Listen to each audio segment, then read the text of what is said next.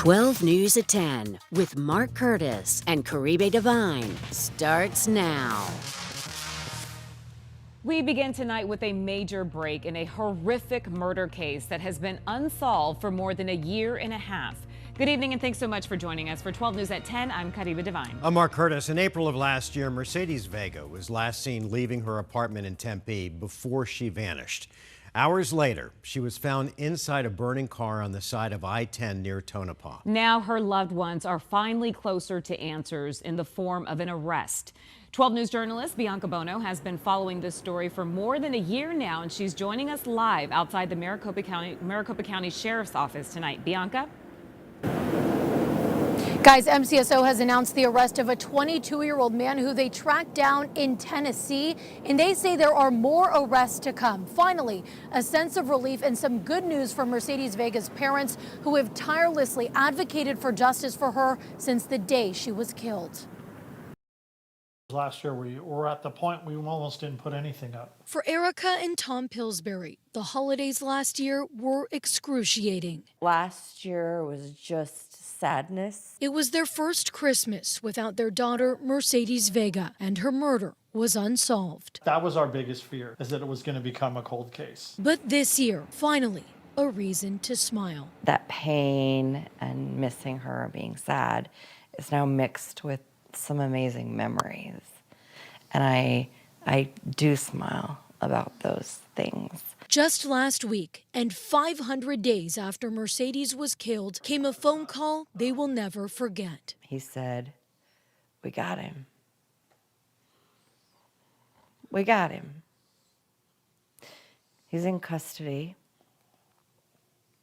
Mercedes killer is in custody." A Maricopa County Sheriff's detective telling them they caught 22-year-old Sincere Hayes in Tennessee, arresting him in connection to their daughter's death. We're actually hearing that this person that did this to our daughter, or is part of this to our daughter with the other people, is in custody and has been charged with capital murder. Mercedes was last seen in this surveillance footage from her Tempe apartment complex on the night of April 16, 2023. She was then taken and tortured. A medical examiner's report shows the 22-year-old was hit in the head, shot, and had bleach in her throat. She was ultimately found hours later inside of a burning car on the I-10 freeway near Tonopah. Because of the way that she fought, and they tried so many ways to kill her, there's no way we would be sitting here today with this person in custody. The complex nature of her murder evident. There were multiple suspects involved, meaning more arrests are coming. Quote from the detective, "We're at the finish line." For this family, still working to heal the tremendous hole in their hearts, this marks a step forward.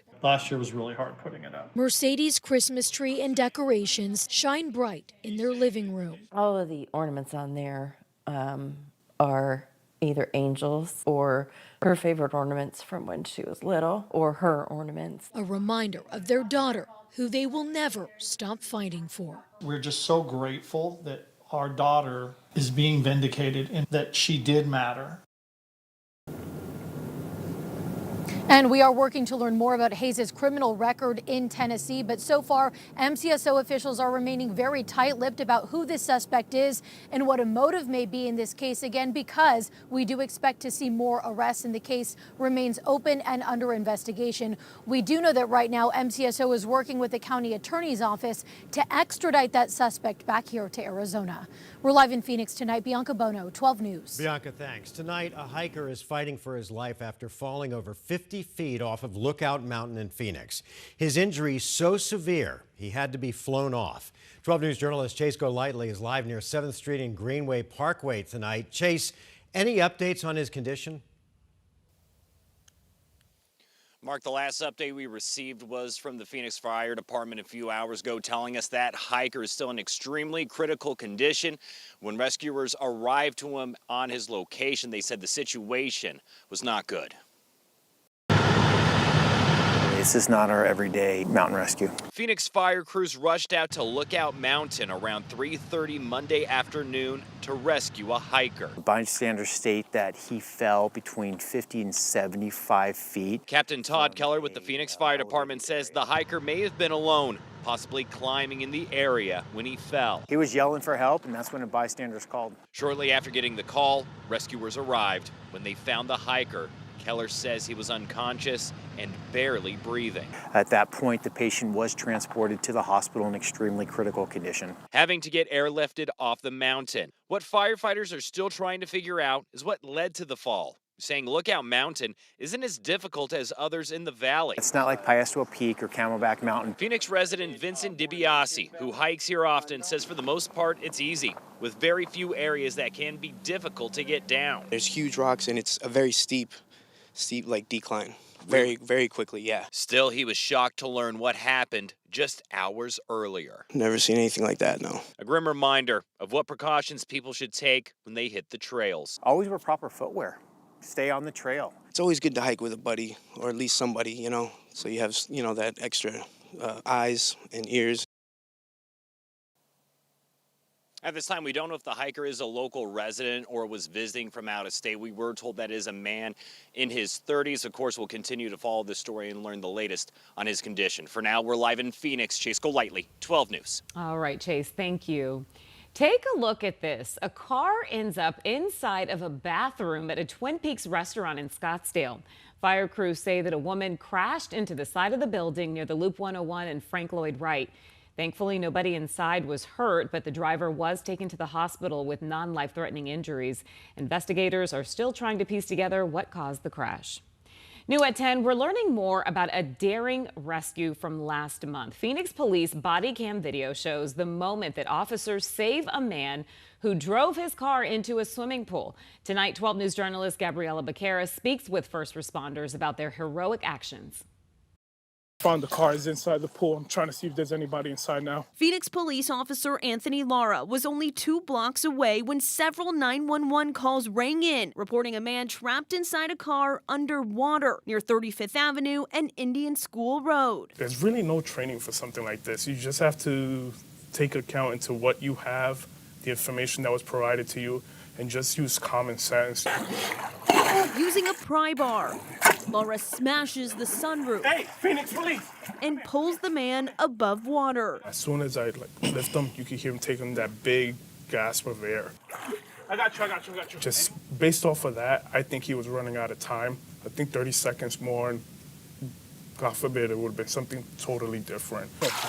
Police say that man is safe now, but it's unclear what led up to the accident. The man allegedly told officers he hit the gas pedal instead of the brake and landed in the deep end of an apartment complex pool. He was still kind of in shock when I was talking to him, so I don't know if the accelerator got stuck, which led him to go into the pool. But yeah, it was kind of like a freakish accident. Officer Lara was in the right place at the right time to save this man. He's breathing. That's all I cared about, honestly. But to him, it was just another night on the job. Tony here had no problem putting his life on the line because entering water with a vehicle could shift, he could fall in. There's many things that can happen, and disregarding his own safety, he decided to put that citizen's life ahead of his, which is an amazing achievement. I'm very proud of him for that. In Phoenix, Gabriela Becerra, 12 News. That video is unbelievable. Let's talk weather with meteorologist Lindsay Riley now. And Lynn's definitely a little bit cooler. How does it compare to our normal temperatures for this time of year? Well, we should be at 75. Today we made it to the low 70s, so we were below average. Another below average day tomorrow, but for the second half of the week, temperatures will warm up and we have some low 80s in the forecast. Tomorrow, though, 71. We're up to 78 and 79 Wednesday and Thursday, and then 80s heading into the upcoming weekend. Lots of sunshine, lots of dry weather, too. For the next few hours, at least through 3 a.m. Temps are going to remain in the 50s and then drop off into the 40s. So jacket weather out the door tomorrow. 7 a.m. temp, 47, up to 53 at 9. Much of the afternoon in the 60s, but we'll spend a brief time in the low 70s. Skies mostly sunny and wind extremely light. Up in Flag tomorrow, we're looking at mostly sunny skies. Temps there in the 40s, 50s along the rim, and out toward Prescott tomorrow, we're also looking at the low 50s by 3 o'clock. Mark? Okay, Linz, thanks. Maricopa County Recorder Stephen Richer's defamation lawsuit against Kari Lake has been settled. Representatives for both parties have confirmed the settlement. The lawsuit accused Lake of making false statements about Richer in the election aftermath, statements that allegedly subjected him to death threats. The monetary amount of the settlement is unknown, but in addition to the unspecified monetary damages, Richer asked that the court require Lake to delete her statements from social media. After years of waiting, the demolition of Metro Center Mall near I-17 and Dunlap is finally underway. The mall opened back in 1973 and became a landmark in the valley. It was even one of the settings for the hit movie Bill and Ted's Excellent Adventure. It closed in 2020, and now it's set to be replaced with a development called the Metropolitan.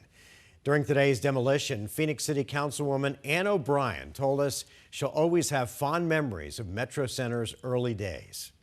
Shopping, my first credit card, one of my first jobs. There's a lot of Santa, sitting on Santa's lap. So yeah, a lot of memories here. I mean, as some would say, is a little bit bittersweet, but this community has been waiting for so long for this to be rejuvenated. The new development will include starter and luxury homes as well as retail stores, but you'll have to wait a little while until the finished product is ready. It will not be complete for at least 4 more years. Still ahead.